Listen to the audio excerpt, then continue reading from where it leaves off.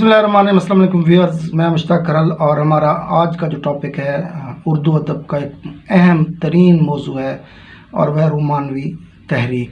تو رومانوی تحریک کو شروع کرنے سے پہلے آپ کو پتہ چلا کہ ہمیں اردو کے اسٹوڈنٹس ہماری پلے لسٹ میں جا کے اسالیب نثر اقبال کا خصوصی مطالعہ، تنقید اور تاریخ کا پیپر ہمارا تقریباً مکمل ہو چکا ہے۔ اس کے علاوہ ایم اے انٹرنیشنل ریلیشنز کے اسٹوڈنٹس اور ایم اے پولیٹیکل سائنس کے اسٹوڈنٹس ہماری ویڈیوز کو دیکھ کے اپنے ایگزامس کی تیاری کر سکتے ہیں۔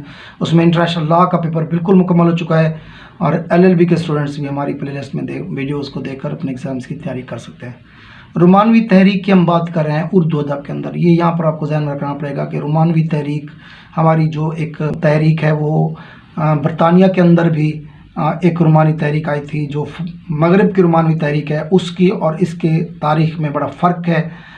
تاریخ میں بھی فرق ہے اور تحریک کے جو عوامل تھے ان میں بھی فرق ہے۔ آپ کو اگر تھوڑا سا اس کا ہلکا سا تعارف دے دوں، جو رومانیت کی ہم بات کرتے ہیں، انگلش رومانٹسزم کی بات کرتے ہیں، تو وہ کلاسیزم کا اینٹی کلاسیزم تھی۔ تو 1998 میں ورڈز ورتھ کالج کی طرف سے پریلیوڈ ٹو لیریکل بیلیڈز سامنے آتی ہے، اس کے ساتھ ہی جو رومانوی دور کا آغاز ہو جاتا ہے۔ اس کے بعد ہم دیکھتے ہیں کہ 1821 میں کیٹس کی، 1822 میں شیلے کے اور 1824 میں بائرن کی ڈیتھ کے ساتھ ہی رومانٹک دور کا اختتام ہو جاتا ہے۔ گو کے ورڈز ورتھ 1850 تک زندہ رہتے ہیں اور کالرج 1834 تک، لیکن جو پراپر رومانیت کا دور ہے، انگلش رومانیت کا دور ہے، وہ 1824 میں ختم ہو جاتا ہے۔ جو انگلش رومانٹسزم تھی اس کے جو بنیادی 5 نکات تھے وہ کچھ اس طرح تھے کہ اس میں ہم دیکھتے ہیں کہ جو 5 بنیادی چیزیں وہ ہیں، اس میں سبجیکٹیوٹی تھی کہ اپنی ذات کی بات کرنی تھی، دیہات کی ہم نے منظر نگاری دکھانی تھی، شہر کی بجائے دیہات کی بات کرنی تھی، اور اس کے بعد ہماری جو زبان ہے وہ آسان تھی، خیالات کی بجائے جذبات کی بات کرنی تھی، اور اس کے ساتھ ساتھ جو آخری نقطہ تھا وہ تھا ادب کو مختلف پابندیوں سے قید سے آزاد کرانا۔ تو اس میں جو ردیف قافیے کی سخت پابندی تھی اس سے آزاد کرانا بھی رومانیت کی جو تحریک تھی اس کا حصہ تھا۔ لیکن جہاں تک ہم اردو رومانیت کی تحریک کی بات کرتے ہیں تو یہ علی گڑھ تحریک کے رد عمل کے طور پر ہمارے سامنے آتی ہے۔ گو کہ یہ کلاسیک کی ضد ہے اور یہ خارجیت سے داخلیت کا سفر ہے، قدیم روایت سے بغاوت کا سفر ہے۔ تو اس میں اگر ہم دیکھتے ہیں کہ سماج سے زیادہ فرد پر اہمیت دی جاتی ہے، تو یہ تحریک جب علی گڑھ تحریک ہمارے سامنے آتی ہے، علی گڑھ تحریک کے حوالے سے ہماری یہ ویڈیو موجود ہے، آپ اس کو دیکھ کے آپ سمجھ سکتے ہیں کہ اس میں خالصتاً مقصدیت، منطقیت اور عقلیت پسندی کو زیادہ زور دیا گیا ہے۔ سر سید احمد خان کا جو رسالہ تہذیب الاخلاق تھا، اس میں جو مضامین چھپتے تھے وہ خالصتاً سماج کے مسائل پہ ہوتے تھے، خارجی معاملات پہ ہوتے تھے، دوسرے لوگوں کی زندگی پہ ہوتے تھے۔ 1857 کی جنگ آزادی کے بعد ویسے بھی زندگی جو ہے ہندوستان کے اندر بالکل ویران سی ہو گئی تھی، اور ان حالات میں پھر ادب کے اندر اس طرح کا موضوعات جو خاص طور پر موضوعاتی جو تحریریں تھیں، انہوں نے ایک بوریت کا عنصر پیدا کر دیا تھا۔ اس کے خلاف ایک بغاوت سامنے آتی ہے، اور جو رومانوی تحریک تھی وہ ایک لحاظ سے دیکھا جائے تو اس کے جو پیروکار تھے ہر قسم کی سماجی اور ادبی پابندیوں کو قبول کرنے کے حق میں نہ تھے۔ جس طرح ہم کہہ سکتے ہیں کہ اگر قیدو کو ہم کہیں تو قیدو کلاسیک کی ایک نمائندگی کرتا ہے، اور رانجھا جو ہے وہ رومانیت کا ایک علم بردار ہے۔ تو تخیل اور جذبات کی حکمرانی کے حق میں تھے، حقیقت سے منہ چراتے تھے۔ یہ عرصہ تقریباً 40 سال کا ہے، 40 سال سے زیادہ کا عرصہ کہہ سکتے ہیں، کیونکہ یہ 1880 سے لے کر ہم اس کو 1936 تک کا دور جو ہے رومانیت کا دور کہہ سکتے ہیں۔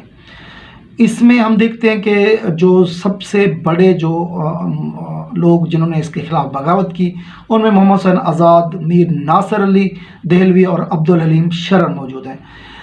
خاص طور پر میر ناصر علی دہلوی نے تہذیب الاخلاق کے مقابلے میں صدائے عام، 13ویں صدی اور فسانہ ایام رسالے جاری کر کے رومانیت کا آغاز کیا، اور اس کے بعد بچے کچھ جو کثر تھی 1901 میں عبدالقادر کا جو رسالہ مخزن تھا اس نے پوری کر دی، اور اس میں جو لوگ بڑھ چڑھ کر جنہوں نے اپنے مضامین لکھے، افسانے لکھے، ان میں سب سے بڑا نام جو ہے وہ سجاد حیدر یلترم کا ہے۔ اردو نثر کو انہوں نے ترکی زبان کا ترجمہ کیا، اور بہت اچھے افسانہ نگار تھے. اس کے علاوہ سجاد، انصار، نیاز فتح پوری اور مجنو گورکھ پوری اس میں سر فہرست ہیں جنہوں نے نثر پہ بہت زیادہ کام کیا. اگر ہم رومانیت دور کے شعراء کی بات کرتے ہیں تو ان میں اقبال کا نام سر فہرست آتا ہے. اس کے علاوہ جوش ملی آبادی، جگر مراد آبادی، حافظ جلندری، اثر لکھنوی، احسان دانش اور اختر شیرانی کے نام سر فہرست ہیں. اختر شیرانی تو خاص طور پر عورت کو موضوع بنایا اور انہوں نے تو اپنی شاعری کے اندر عورتوں کے باقاعدہ نام کے ساتھ ان کو مخاطب کر کے اپنے شعر لکھے. اقبال کے بارے میں کہا جاتا ہے کہ اقبال کی شاعری کے اندر جذبہ، عشق، محبت، وجدان یہ بہت زیادہ پایا جاتا ہے. ہم خاص طور پر اقبال کے اگر ہم بال جبریل کو دیکھیں تو اس کا آغاز کا جو پہلے 2 حصے ہیں، پہلے حصے کی 16 غزلیں اور دوسرے حصے کی جو 61 غزلیں ہیں، یہ رومانیت کی ایک زندہ مثال ہے. اس کے علاوہ بانگ درا کے اندر کچھ حصہ غزلوں کا موجود ہے. تو اقبال کو بھی رومانیت کا ایک بہت بڑا شاعر کہہ سکتے ہیں. باقی شعراء کرام نے کھل کر اپنے دل کی ترجمانی کی، جذبات کی ترجمانی کی اور تخیل پہ زیادہ زور دے کر شعر لکھے. رومانوی تحریک کے نقادوں میں عبد الماجد دریابادی، مہدی آفادی اور فراق کے نام سر فہرست ہیں. جہاں تک عبد الماجد دریابادی کا تعلق ہے، ان کی تفسیر ماجدی بھی قرآن پاک کی بڑی معتبر تفسیر ہے. کبھی پڑھنے کا موقع ملے تو ضرور پڑھیے گا. میرے پیچھے آپ کو جو لائبریری چھوٹی سی نظر آ رہی ہے، اس میں تفسیر ماجدی موجود ہے. اس کو ضرور پڑھیں، آپ کو موقع ملے تو. یہ اس دور کے نقادوں میں شامل ہے. یہاں پر ایک بات آپ کو بتاتے چلیں کہ جس طرح ہر تحریک کسی اور تحریک کے رد عمل کے طور پر وجود میں آتی ہے، پھر کوئی اور تحریک اس کو آ کے ختم کرتی ہے، اسی طرح ہم دیکھتے ہیں کہ جو رومانیت کی تحریک ہے یہ جاتے جاتے آخر میں 2 حصوں میں جا کے تقسیم ہو جاتے ہیں. رومانیت کے جو ادیب ہیں وہ 2 دھڑوں میں تقسیم ہو کر کچھ 1936 میں ترقی پسند تحریک میں شامل ہو جاتے ہیں اور کچھ 1939 میں ہلکا ارباب ذوق میں شامل ہو کر ایک نئی سمت پہ چل پڑتے ہیں، اور اس طرح رومانیت کا اردو ادب کے اندر اختتام ہوتا ہے. تو یہ ہماری آج کی ویڈیو ہے. اپنا اور دوستوں کا بہت خیال رکھیں. السلام.